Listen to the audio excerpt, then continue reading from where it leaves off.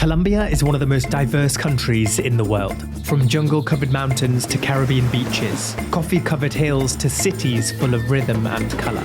In this video, I'll show you the ultimate Colombia itinerary. Whether you've got 2 weeks, 3 weeks, 4 or more, I'm going to show you the places to visit and the things to see in this incredible cultural gem. In the 2-week itinerary, if you're more on a Caribbean vibe, we're going to Medellin, Minca, Tayrona, and Cartagena. Alternatively, if you want mainland Colombia and coffee culture, we're going to Medellin, Salento, Minca or Tayrona, and Cartagena. Here's your 2-week itinerary. We're starting in Medellin, the city of eternal spring, where transformation and creativity collide. Once one of the most dangerous cities in the world, it's now a foodie haven and a cultural hub. Day 1, arrive in El Poblado, the city's trendy district filled with cafes, leafy streets and rooftops. It's really funny because there's loads of people like stopping to take pictures of the bus with us just in the background. Grab a flat white at Pergamino, the city's best rated coffee spot for your first cup of Colombian coffee. Then wander through Provenza, a lively strip of restaurants and bars, and if it's Tuesday, head to Gringo Tuesdays, a mix of a language exchange and a wild night out. El licor nacional. The nightlife in Provenza is famous.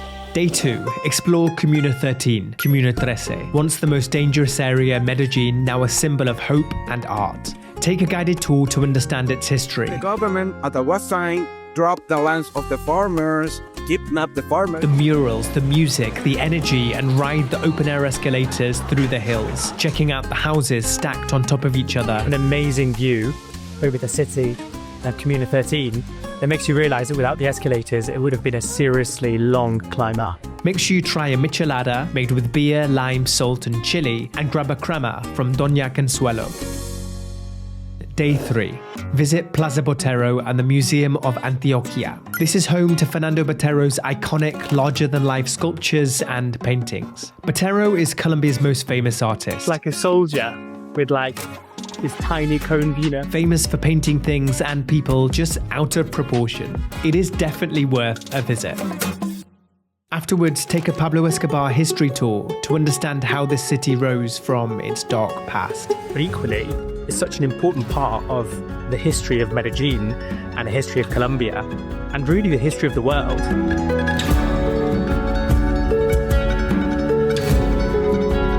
You finish this at Park Inflection, a powerful memorial to the victims of the drug wars. So this is the place where the Monaco building was, where Pablo Escobar used to live. Now it's a memorial to his victims.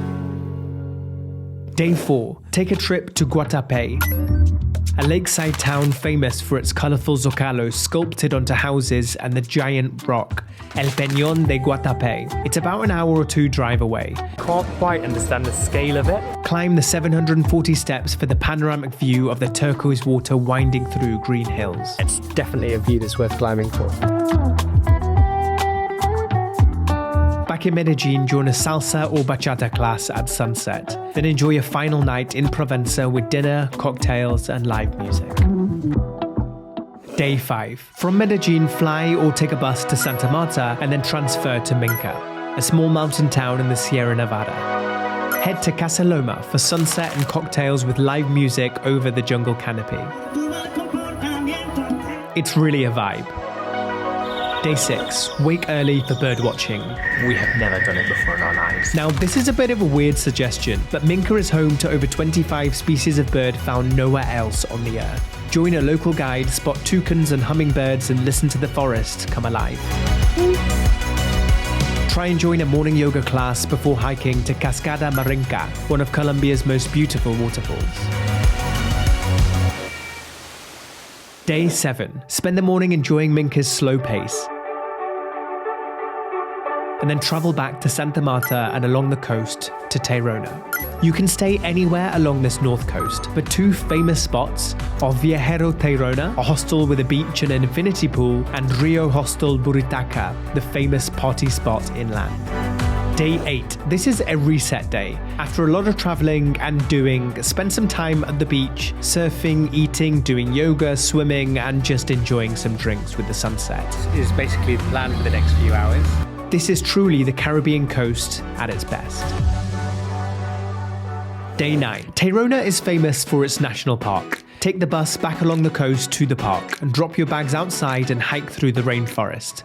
This incredible hike takes you through the rugged coastline, the seas and through forests until you reach Cabo San Juan, Tayrona's most iconic white sand beach, where two lots of turquoise water meet with the jungle cliffs. Just amazing. The sun setting, loads of people on this white sand beach, the sea on both sides. You can stay overnight in the hammock hut perched above the sea. Falling asleep to the sounds of waves is magical. This is one of the most incredible places I've ever slept in my life. It was definitely a weird sleep sharing a hammock with 18 people. Day 11. Hike back through the park, spot monkeys and parrots along the trail, and travel onwards catching the bus roadside to Cartagena. We're ending our 2-week trip in Cartagena, Colombia's most colourful city. Day 12. Take a walking tour of the Old Town, learning how Cartagena was once one of the Spanish Empire's main slave ports. And consider a visit to San Basilio de Palenque, the first free African town in the Americas. Spend the afternoon in Getsemani, the city's vibrant, artistic district, admiring the local artists and street art painted on the walls. To be a really dangerous place has been turned into a place that celebrates art. Grab a drink at El Químico, officially one of the best bars in the world. It's so nice. Day 13. Walk through Park Centenario, where sloths and monkeys hang from trees. The fact that this is in the middle of a city centre is pretty crazy. And grab a coffee at Nia Bakery, which looks straight out of a Pinterest board. Black coffee is just amazing, isn't it? Wander the picturesque streets of Calle de Jardín and check out Las Bodegas, the arts and crafts market. Yeah, if you want the best prices, you need to come here. A food recommendation is Pescatarian, my favourite spot. I am not exaggerating when I say I think this is the best sushi I've ever had in my life. And evenings here are really for dancing. You need to head to Cafe Havana, Cartagena's most famous live music venue. There are mojitos, brass bands, and everyone is up and dancing. It's really the perfect end to 2 incredible weeks in Colombia. Last night at Cafe Havana was so much fun. Day 14, after a morning in Cartagena and your final brunch at Mana, it's time to head home. Here's the 3-week Colombia itinerary. Now with this extra week, you'll add Colombia's coffee region and the high altitude capital. You can spend an extra day in any of Medellin, Cartagena, or just relaxing on the north coast. If you didn't visit Salento within the first 2 weeks, this is where you'd add it. Our extra day takes us to day 16. Fly or take a bus from Cartagena to Pereira or Armenia, and then continue to Salento, a small, colourful town in Colombia's Coffee Triangle. Spend your first afternoon exploring the cobbled streets and Plaza de Bolivar, lined with coffee stalls and bright balconies. It kind of reminds me of like an old western town. At night, the city really comes alive with locals playing tejo, Colombia's national sport. Okay. Centro, 6 points. Explosion y centro, 9 points. Si caen acá más cercanos, 1 point. This is a bizarre but incredible sport involving metal pucks, gunpowder, and beer. Throw the puck at these gunpowder-filled triangles and hear the explosion to win the points. Day 17. Hike through the Cocora Valley, home to the tallest palm trees in the world, the Quindío wax palms, which can reach 60 meters high. Grab a jeep from the main square into the misty cloud forest. This is one of South America's most beautiful hikes. Make sure you visit Viewpoint 2 for a passion fruit tea with a view. Day 18. The following day, try horse riding through the countryside like a Colombian cowboy, the way locals used to travel here for generations. I've never been in such a cool situation. Visit a coffee farm or a finca. We visited Finca El Ocaso, one of the region's most beautiful coffee farms. Learn how the beans are picked, washed and roasted before brewing your own cup using the traditional Grandma's Sot filter method. You'll never look at coffee the same way again. It's black coffee that tastes really sweet. Day 19. This is mainly a travel day as we head to Bogotá with a bus or a short flight. Day 20. Bogotá, Colombia's capital, sits over 2,600 meters high. Explore La Candelaria, Bogotá's old town with colorful colonial buildings and murals representing its indigenous roots. It's an interesting place, Bogotá is. It's very grey. Very different to anywhere we've been in Colombia. Visit the Botero Museum, where Fernando Botero donated over 200 works on one condition: admission would always remain free. Such a unique style of art that you can just never forget it. Another great spot is the Gold Museum, home to over 50,000 pieces of pre-Hispanic gold. Day 21. Ride the funicular up to Monserrate for panoramic city views. Sip coca tea and end your day with a final Colombian coffee. So good. Bogota feels more indigenous and grounded than any other part of the country. A real reminder of Colombia's ancient soul beneath its modern skyline. Here is your 4-week itinerary. Now with 4 weeks, you can experience Colombia at a slower pace and add some incredible extra stops.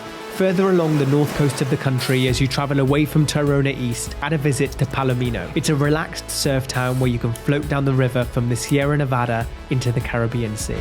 From Cartagena, make sure you take a day trip to San Basilio de Palenque, the first free town in the Americas. If you have time, you can also extend with the Tatacoa Desert for stargazing and surreal red canyons, San Agustin for pre-Columbian statues and Andean landscapes, or Barachara, Colombia's prettiest colonial town with cobbled streets and paragliding over mountain valleys. So here are your itineraries. For 2 weeks, it's either Medellin, Minca, Tayrona and Cartagena, or Medellin, Tayrona, potentially only the park, Cartagena and Salento. For 3 weeks, you can add whatever you've missed, so either Salento or Minca and Tayrona extra, and Bogota. In 4 weeks, you can add Palomino, Palenque, and a few optional adventures. Colombia is full of contrasts, from beaches and jungle to rhythm and peace, history and hope, and this itinerary really captures the best of it. If this helped you plan your trip, make sure to subscribe and check out my full guides for each destination. Once you've danced in Medellin, hiked through Tayrona, and sipped coffee in Salento, you'll understand why Colombia is unlike anywhere else on the earth.